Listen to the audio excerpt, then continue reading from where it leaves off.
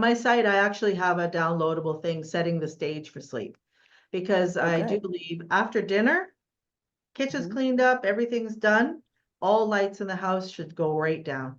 Low Amen. lights, low lamps. I mean, you could talk about the type of light and all that stuff. That's a whole nother podcast. Right. But everything in the house quiets in Hmm. preparation for sleep. You're not getting into big discussions with your loved ones at that point. We could talk about this tomorrow. Tubby time, story time, bedtime for our kids. And then how does that look for us? Right. Calming activity, maybe quiet music. Hmm. Um, but preparing the stage for sleep, yes, a lot of people, it's like you cannot be running on full throttle and then just think that you can jump into bed and shut everything off and go to sleep. And I Yeah. will say, for those people who go to sleep and they're like, I can't turn my mind off, that's Hmm. when you need to start looking at hormones and how Hmm. the hormones are controlling that.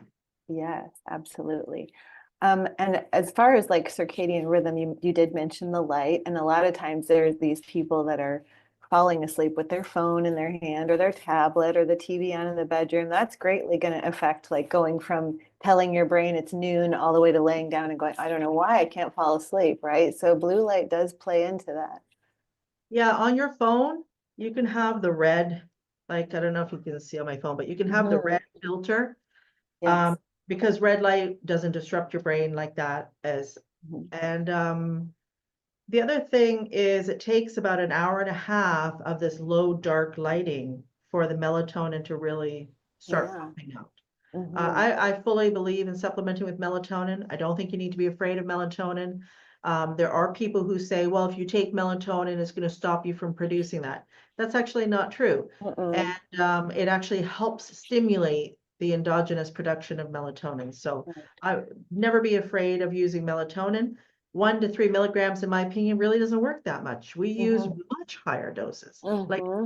much higher doses to reestablish sleep patterns. So light circadian rhythm, red candles, get rid of LED lights, halogen lights, Yeah. fluorescent lights.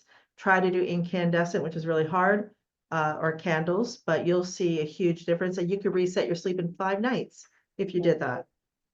Absolutely. And I don't know if you're familiar with Dr. John Lawrence, but he also is a big, I've had him on, he's a big advocate for high dose melatonin, even in suppository form of like 200 milligrams. And so he says the same thing that you do, that there is no negative feedback loop. You actually are teaching your body how to produce more melatonin.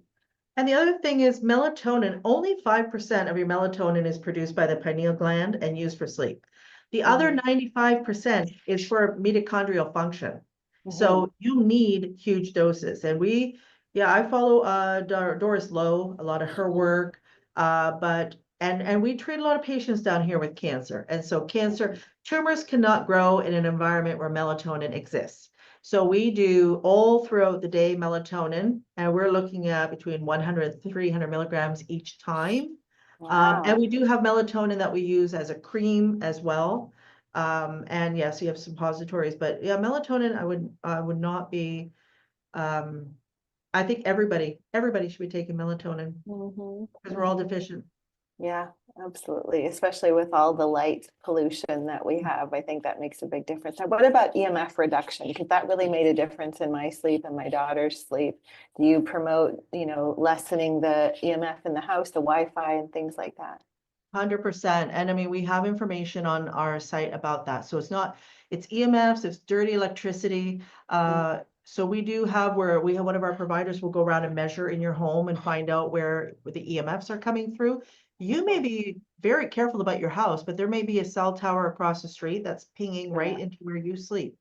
And so Hmm. knowing where the energy sources are coming from, turning off Wi-Fi, cell phone electricity should not be anywhere within 6 feet of where you sleep, Right. which is difficult to do. And one of the things that gives out the most dirty electricity is your plugged in lamp on your Hmm. bedstand.